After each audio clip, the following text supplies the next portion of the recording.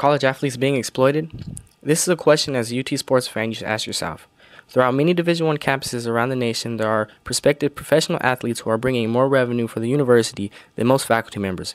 For instance, Vince Young and Kevin Durant are prime examples of revenue-attracting athletes. These first-class athletes typically are on a full-ride scholarship, which includes payment of their entire tuition and fees. Many people believe a free education is enough compensation for being an athlete. Last year alone, the University of Texas football team brought in $46.2 million of revenue. This is excluding the $8 million of merchandise sold by the University of Texas, as well as the $12 million a year that is generated through the club seating of Darrell K. Royal Texas Memorial Stadium.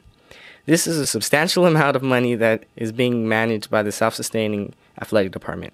The amount of money that is being distributed to the players is hardly recognizable compared to the amount of revenue that they are helping contribute to the university.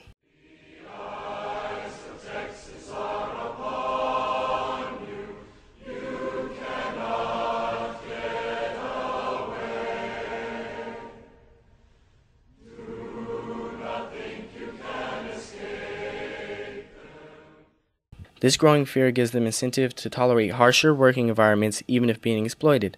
The National Collegiate Athletic Association has created rules that force athletes to adapt to exploitation. When NCAA and the universities are exploiting student athletes, they are doing so to make profit. They do this by not compensating student athletes like they should. Athlete exploitation does not happen monetarily. Athletes can be exploited by putting them into situations that are not in their best interests. For example, notice how college athletes tend to be grouped in the same college with the same major. This is not incidental. The sole purpose for this is to keep athletes in easier colleges with easier majors so they will be eligible to compete during the sports seasons. USA Today found a large percentage of football players at Auburn and Duke University, about a quarter and one-third of the team respectively, all majored in sociology, while tiny fractions of all undergraduate majors in that field. This shows that these universities' main purpose is not educating their athletes, but keeping them eligible to exploit them for their abilities and using their money for the university. Is this wrong? Many students believe a free education is enough compensation for any athlete.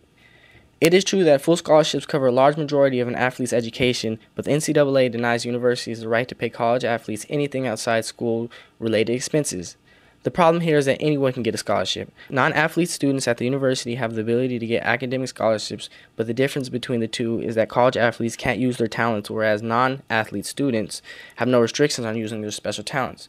For example, Michael Dell used his ability to craft personal computers from his dorm room at the University of Texas and his entrepreneurial skills to start his billion-dollar business. College athletes are denied the right to use the skills to develop sports to generate money. The only reason college athletes are not allowed to invest in their own financial future is because scholarships are assumed to be adequate means of compensation for the large amount of revenue they produce for the university. What about other athletes? Student athletes who are not on scholarships, also known as walk-ons, contribute to the funds produced by the university, but if scholarships are supposed to compensate them, then these walk-ons are going completely uncompensated. College athletes make a huge time commitment to the university and to the respective sports. These commitments disallow them to get a job. Taking away their ability to make any money for themselves might render their ability to go to school. Essentially, these student athletes are working for the university for free, which is an example of the definition of athletic exploitation. UT's very own Ricky Williams is a great example of a walk-on. He was not a scholarship athlete but generated $1 million for UT. He broke over 20 NCAA records while at Texas and received the Heisman but never even finished school.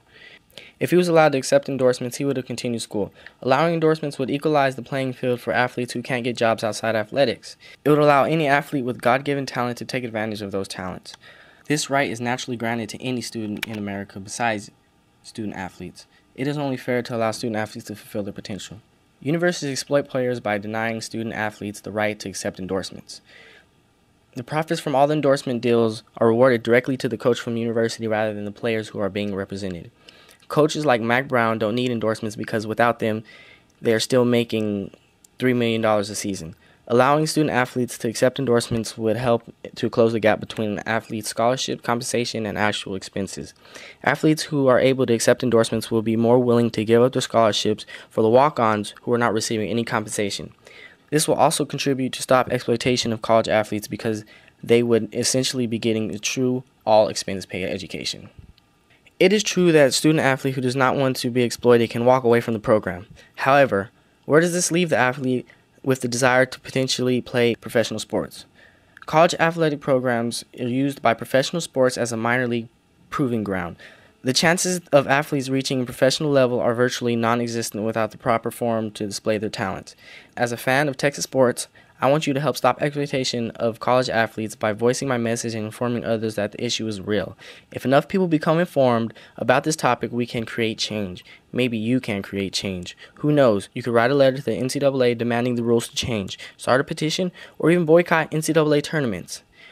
Think of a plan that will stop NCAA from taking advantage of these poor student athletes that bring us entertainment on a nightly basis.